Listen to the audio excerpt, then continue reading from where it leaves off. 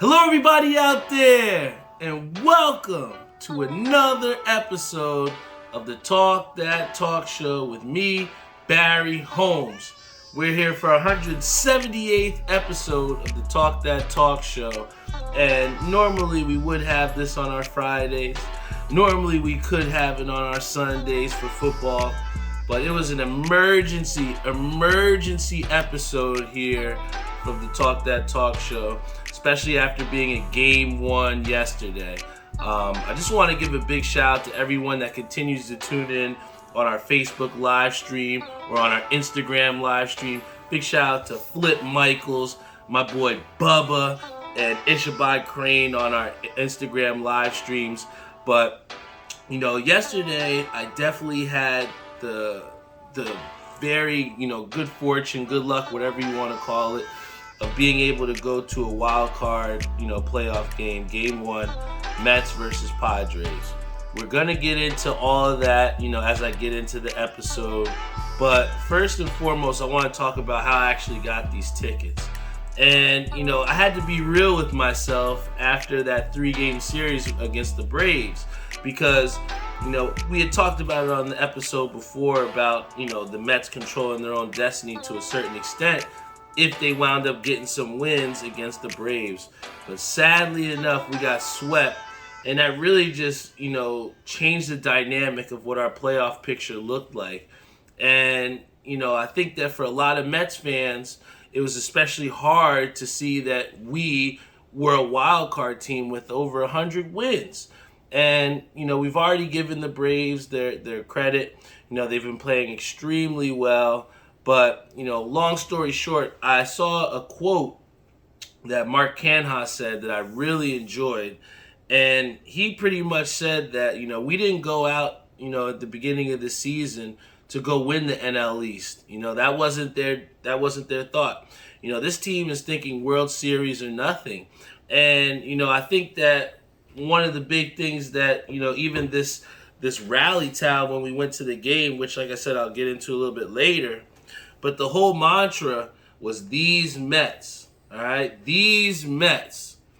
These Mets right here were a 100-win team, and what they've continuously done throughout this season is come back even when they've had their backs against the wall, right?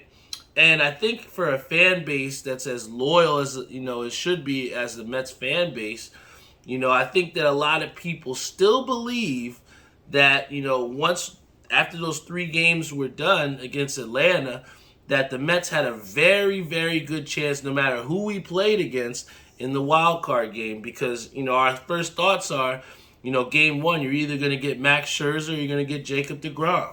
And, Game 2, you either get Max Scherzer or Jacob deGrom. So more oftentimes than not, at the Mets fan base that we've had and the success of the 100 wins that we've had during this regular season, one would think that would be well set up and well put on our way to, take a wild card win, right?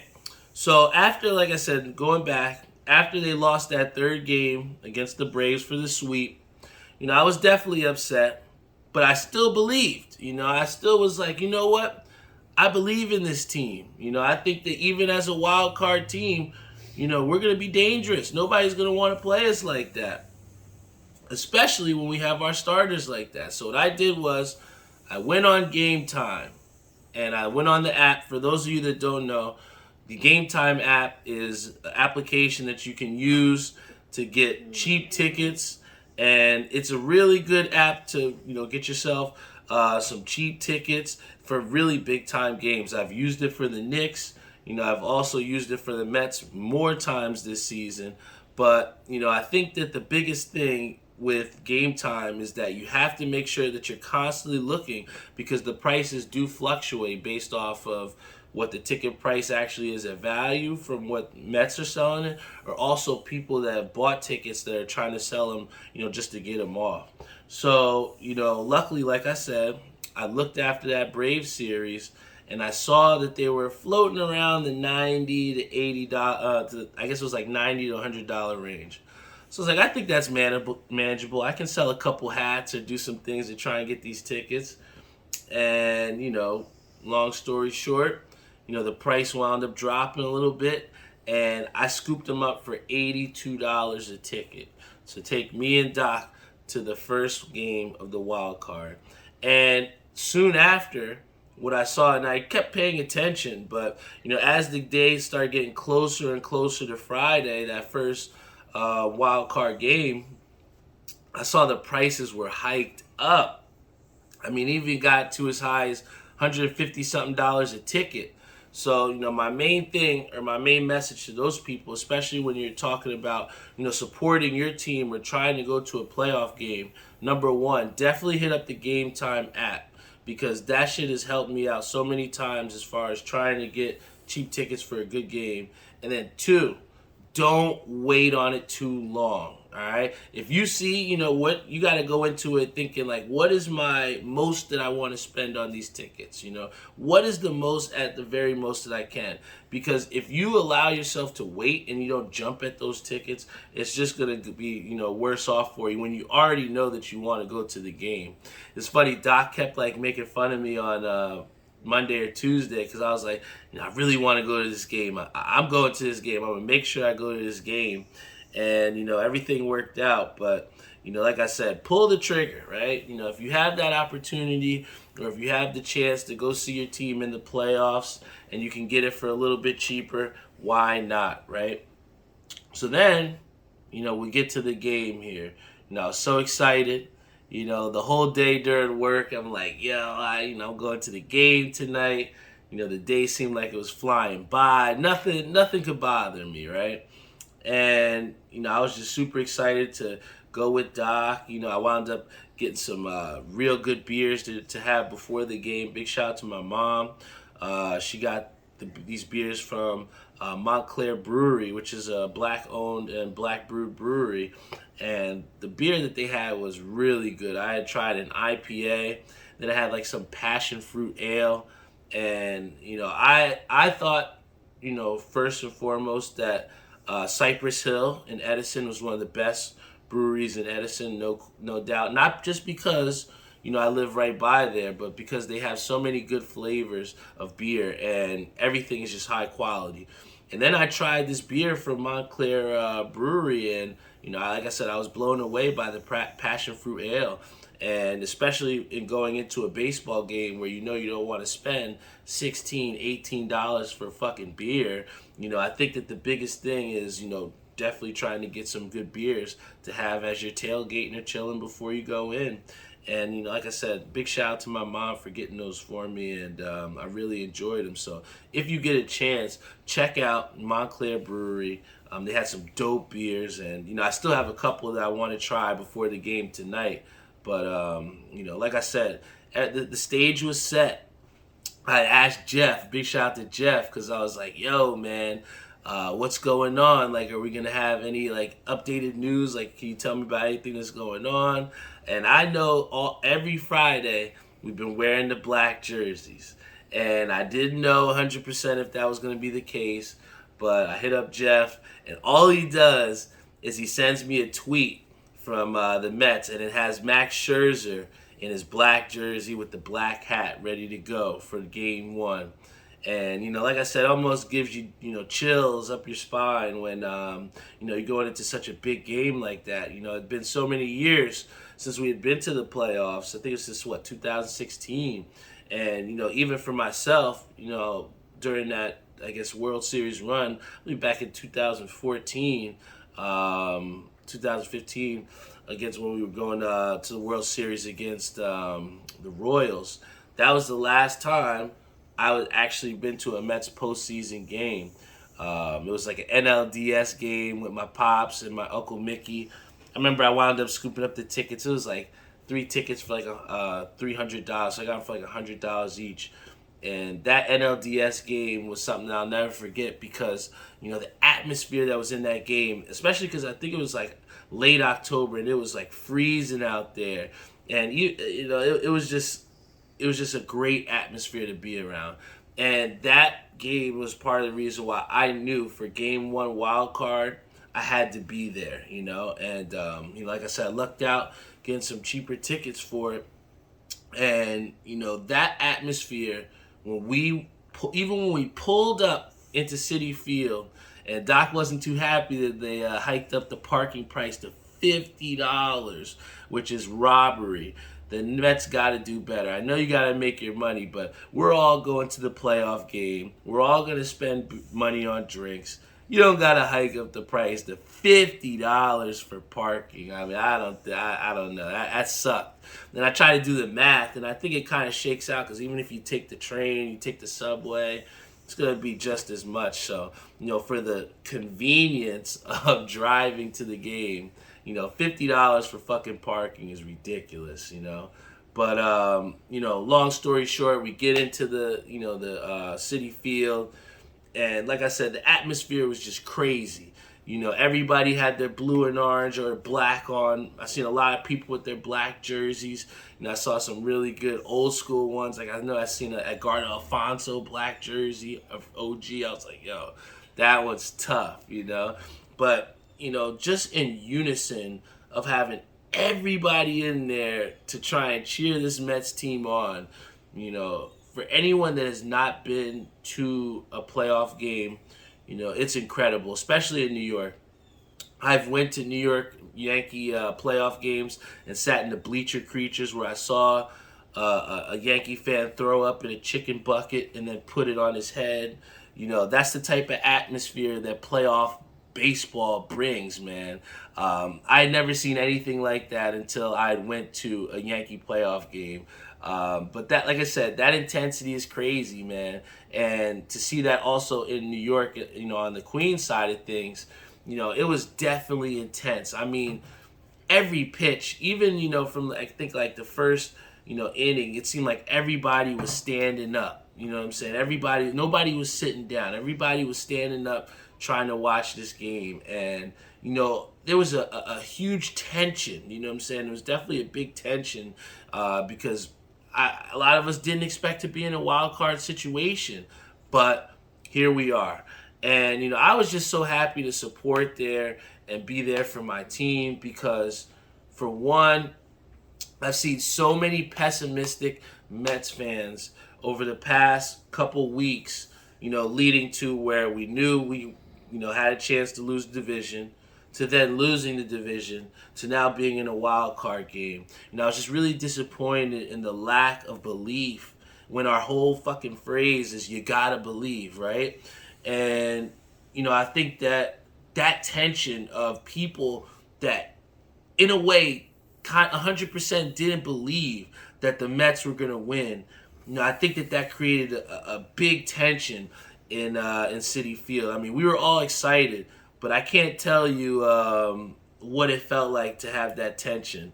And it was funny because Theo says Emma Stone fake for pulling up with Padres gear, drinking wine, looking stupid as hell. I mean, I don't watch Emma Stone movies anyway, so she could wear a Padres jacket. Fuck her, I don't care. But the Mets, I think the biggest thing for with that tension that was created is just the do or die nature of wild card baseball. And all of us, like I said, I alluded to in the beginning, all of us were saying, yo, Max Scherzer on the mound, I want that.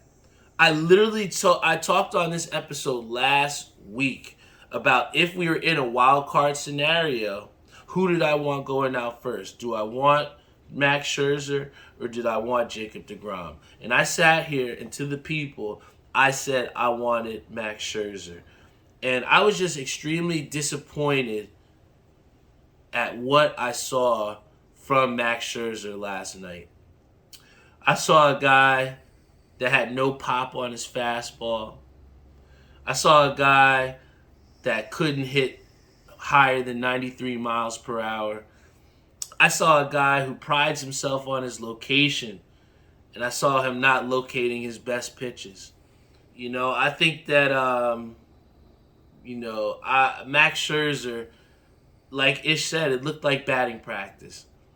When I saw that first home run hit by Josh Bell, I thought, okay, maybe we can get, still back in this because, with the way the Mets are, we've been battling all season. We could do this. Max Scherzer gets out of the inning. Then the next time, I think he gives up the home run to the center fielder, Trent Grisham. And it's a solo shot. And I'm like, damn, yo. We can't give up these home runs because, especially in these winner-take-all games, you pride yourself on being that guy. Max Scherzer has told us all season he can't wait for these moments, right? And, to fast forward, we all know what happened. The man gave up 7 runs in 5 innings of pitching. And 2 of those were scoreless. But the other 3, Max Scherzer just did not look dominant. Not that he didn't look great, not that he looked awful, but he didn't look dominant. And that is what you pay a guy $40 million or whatever the case may be a year for this guy. Max Scherzer was hurt, right? 3 times during the season where he had to take himself and he got hurt. And, it sucks because now, especially when you're a pitcher of that caliber and you're going up, in age, your recovery time isn't the same. Not only that, but you are not only battling recovering, but also your own ego. Max Scherzer knows the type of World Series winning caliber pitcher that he is. And I'm gonna relate this back in a second, but I'm gonna tell you a story that happened not even a week ago. We were bowling, and I see my boy Eric Turner. Big shout out to him, but he was struggling, and I saw what he was doing, and he was like, in a way, just dropping the bowling ball, and everybody knows you gotta roll it and give it some fingers, right? So, I kind of seen this happening, but I was like, he'll figure it out, because, sometimes when you give people feedback or you let them know what's going on, some people don't know how to receive that feedback. So, I kind of tried to let him work through it, but, he just never found it out. And then finally in the 3rd game, I was like, bro, you're dropping the ball. You got to roll it. And right after that, I think he had made 3 or 4 strikes in a row. And literally, our team wound up losing. I think we got smacked like 17-7 or something like that. We got destroyed. But it was the fact that we still won that last game and fought and clawed back that we didn't get swept. And the first thing that Eric said to me was, yo, why didn't you say something to me earlier? You were 100% right. Why didn't you say something to me earlier? And I was like, fuck, you're right, man. Like, I let my team down because I didn't tell my teammate Eric, yo, you're dropping the ball. You're not rolling it. So I'm going to relay this back to Max Scherzer. If Max Scherzer is not 100% healthy, or if there's some lingering issue that's going on to where you can't get the fastball up there, or you can't locate your best pitches to where you're not serving a fucking batting practice, then you have to tell Buck Showalter. You got to tell a pitching coach. You got to let these people know that you're not okay to pitch in game 1, or you're not okay to pitch, period. Because what we saw is Max Scherzer tried to thug it out, and what did it get us? We were down 7 runs in the 5th inning. And, the Mets, I still believe, I got you, I still believe, but it was incredibly hard to come back from 7 runs. Eduardo Escobar hit a home run off Yu Darvish, which should have been vastly celebrated, but it meant nothing because we were down 7 runs already. Max Scherzer's job isn't to strike out every guy. Max Scherzer's job is to get outs and give us a chance to win. Max Scherzer was supposed to give us the best chance to win game 1, and he didn't do his job. He didn't do his job. So when somebody behind me asked me, why are you booing Max Scherzer as he came off the field giving up 7 runs? He did everything he could to get us to this point this season. And I thought that was a fair point. But when they asked me why did I boo Max Scherzer, and I'll tell you this quite simply. This guy is getting paid $40 million not to win 15 regular season games. Yes, it helped us get to the postseason. But this guy was brought over to the New York Mets to get big-time wins. When you throw this guy out there in Yankee Stadium in a Subway Series, you expected Max Scherzer to go get a dub, but he didn't. He got smacked. When you expected him to go out in Game 1 and get you a win in the wild card game, he got smacked. So all I'm saying is you can win all the regular season games that you want. I love it. I trust me. I appreciate Max Scherzer for being Mad Max in July. I appreciate him for being Mad Max in April. But I need Mad Max in October. I need Mad Max in November if we were to get there. And all I'm saying to you is this. For a guy of that caliber who we expected, who has the expectations, was brought over here to go to the postseason, and you give up 7 runs. I'm disappointed. I'm disappointed. And the shining grace, the one thing that you got to be happy about with this Mets team, after Max completely laid an egg and gave us no chance to win the game, I got to give a big clap to the Mets bullpen. All year, all the last couple weeks of the season, I've been blasting the Mets bullpen, saying how Ottavino's trash, how Trevor May can't get nobody out, how Seth Lugo doesn't know who he is anymore, who Mikael Givens is giving up batting practice. That team went out there and they didn't give up a single run after being down 7 runs. And, I know it could have got way out of hand.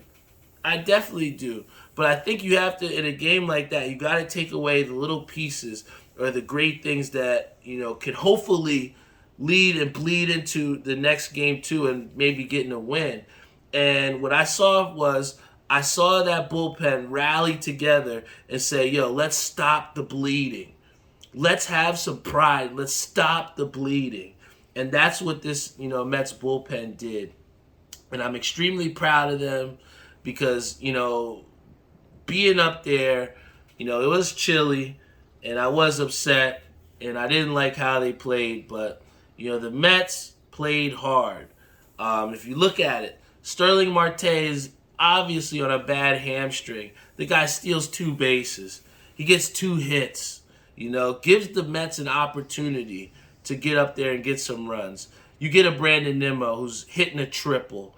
You got Eduardo Escobar hitting the game's only score for us. Otherwise, we get shut out at home in a wild card playoff game.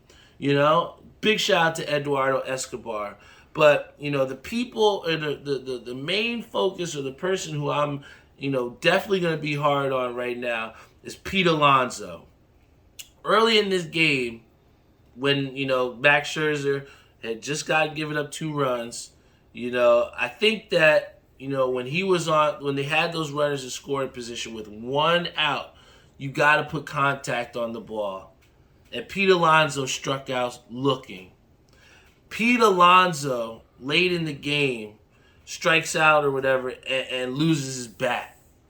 This is supposed to be our best hitter in the lineup. The guy who hit 40 home runs. The Polar Express, Polar Pete.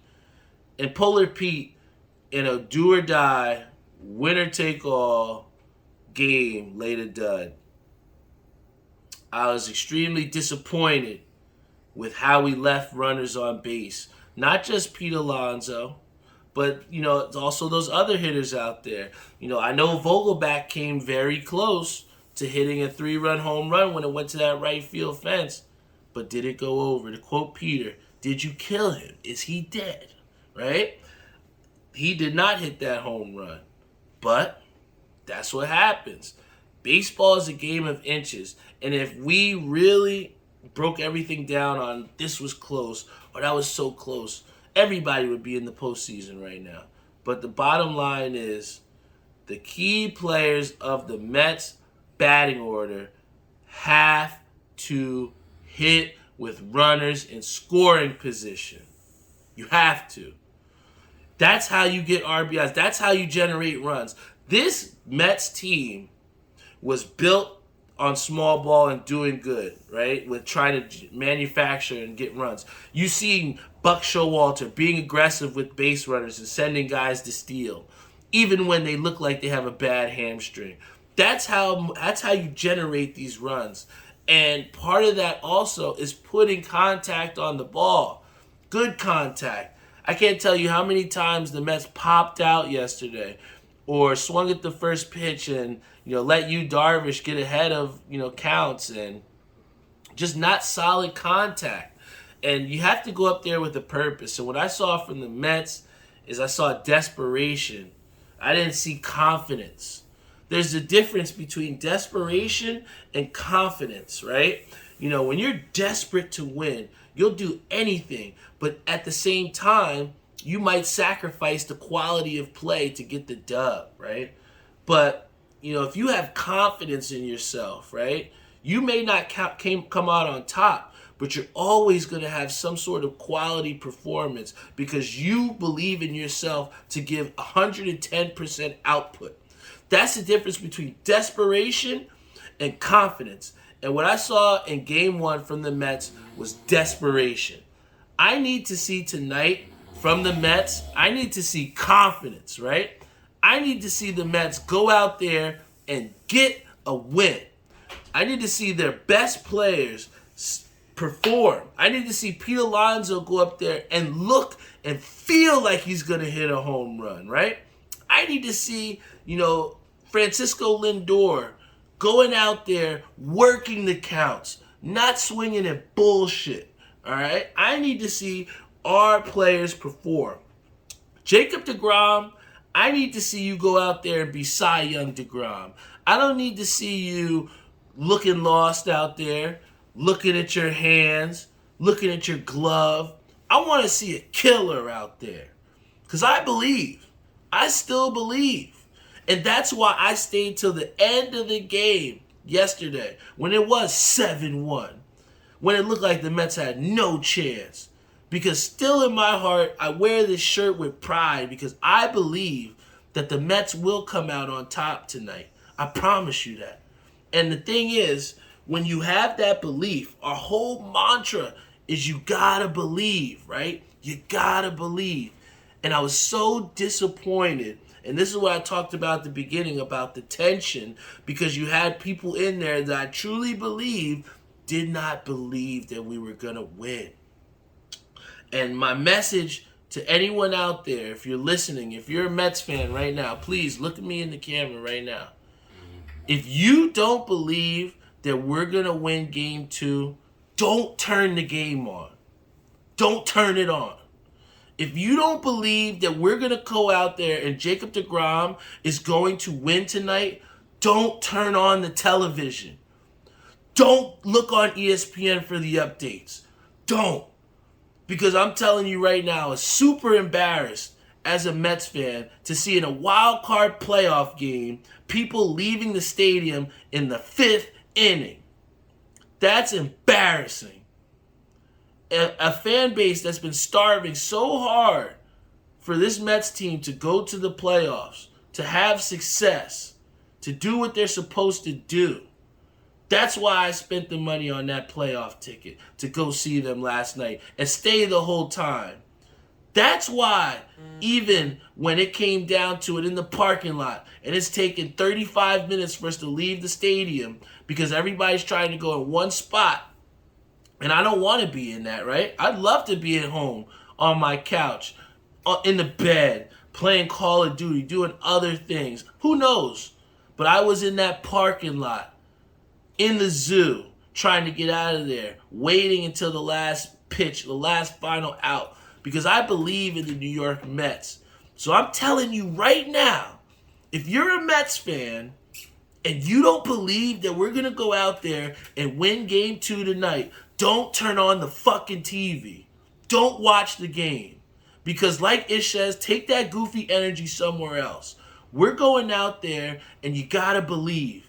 And that's why I was so disappointed at all those people, over a third of the stadium leaving at the 5th inning when we're down 7-1 for a team that did win 100-something games. I was disappointed to see people leave that stadium early. This is the playoffs. This is the wild card. This is win or go home. And tonight, this is about these Mets. This is literally about these Mets. All year long, they've had their backs to the wall. All year long, they've come back from big deficits. All year long. You got to believe in them. You got to believe that they still got some juice in them. You got to believe that Jacob deGrom can find a special place in his body to go back to that Cy Young performance. You got to believe, guys.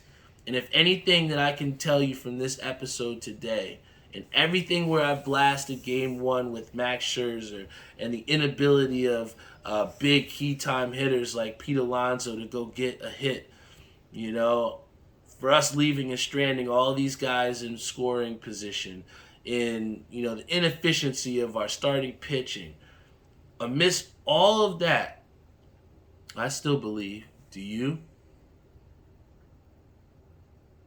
That's it. That's what it comes down to. You know, I think that, like Ish says, we need the Jacob deGrom from the Talk That Talk show outing. A guy who looked dominant, confident. And I think that, like we said, talking about confidence, I think there's no better situation than to have a Jacob deGrom on the mound in New York City with our backs against the wall. You've already gotten slighted in game one because they said Max Scherzer was better than you. He could get a dub for us, and he didn't perform. This is your chance, Jacob deGrom. Do you want that big-time extension? Do you want to stay in New York forever? Do you want to be immortalized as one of the best? You got to do it in the postseason. Point blank, period. You can have all the Cy Youngs he wants. You can have all the success, but you gotta win this game for legacy here.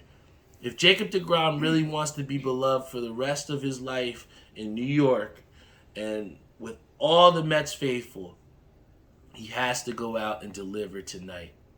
And I believe that Jacob deGrom will do that. And if you all out there, if you're on Facebook, if you're on Instagram, if you're on YouTube, and you hear this message, if you don't believe that they're going to go out there and win tonight, please don't turn on the TV. I love you all. Thank you so much for tuning in. I had to come here today in the morning on a weekend special, because I had to go and let this off my chest about game one. Because at the end of the day, if you still believe, we still got one more game and we still got Jacob deGrom on that mound tonight. I'm going to try and have a little something, maybe have some of the friends over, Ishabad Crane, you know. We got to have this Mets viewing party or something, man. We got to try and rally the troops. And I only want people that really believe to come, right? So please, guys, you know, let's get this dub tonight, man. Let's go Mets.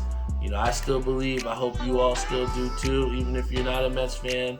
But, you know, this is wild card baseball. This is postseason baseball. There's nothing better than it, you know. I think that this is what makes baseball what it is, America's pastime. You can come back from getting slapped 7-1 and still have a Cy Young winner coming on game 2 to try and keep your season alive. You know, there's nothing better than it, man. Do or die baseball. If you don't believe, don't turn that TV on tonight. I love you all, and I'll see you all next week.